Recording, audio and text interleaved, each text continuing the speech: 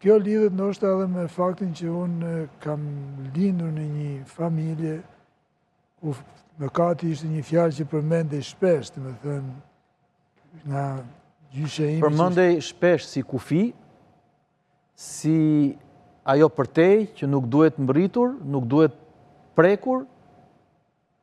Në thelb, në kuptimin, po them, fillestar, po quaj. Fjala mëkat të kun ka qenë ajo që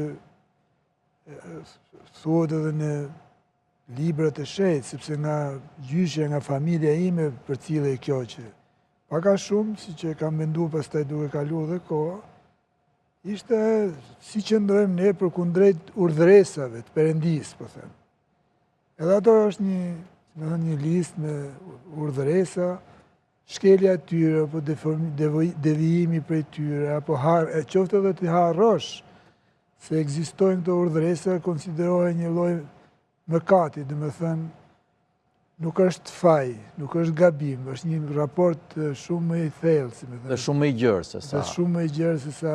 Sepse në perceptimin e zakonshëm ka marrë trajtën e gabimit apo të fajit apo të një gjëje jashtë normës. Po, faji është faj, si më thënë faj,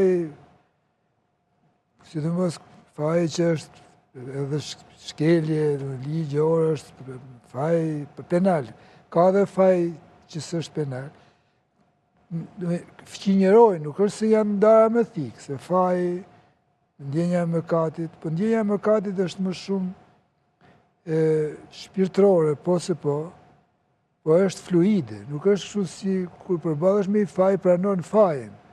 Mëkati është një bashkëbisedim, do të thënë, është një raport, që edhe kur e pranon, nuk është se do korrigjohesh, se kur pranon fajin, thu do korrigjohem.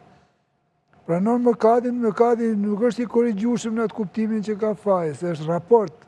Është një raport i konsumuar dhe ka zënë vendin e vet. Pret që në çdo pasqyrë na sheh mëkati. Pra nuk thua në pasqyrë na sheh mëkati, por në çdo pasqyrë. Unë jam përpjekur ta lexoj me këtë, nga ky këndvështrim, librin tënd të fundit dhe jam përpjekur ta risho krijimtarinë tënde përmes pasqyrave dhe unë personalisht kam shkuar, kam gjetur, kam identifikuar 5 pasqyrat e mia sipas leximit tim të krijimtarisë tënde. Dhe në pasqyrë të parë kam vendosur mëkatin dhe vetja, identiteti, ndërgjegja dhe vetëvështrimi i shkrimtarit.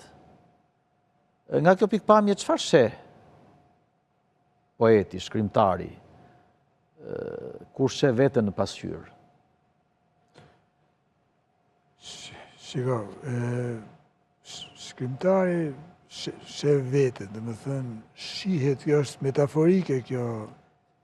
Tek metafora që ndrojmë jemi në këtë. Metafora e pasqyrës, sepse nuk jemi tek objekti fizik. Është se vetë poezia, domethënë, është një udhtim në brendësi të poetit. Edhe shef ato gjëra që kur i themi kështu, nëse flasim për ditë, ato duken si absurditete, por kur i shkruajmë poezi, duken si poezi, sepse janë një ekzaminim, është një lloj pasqyrimi, një gjendje shpirtërore, një raporti që vendos njeriu me botën që e rrethon.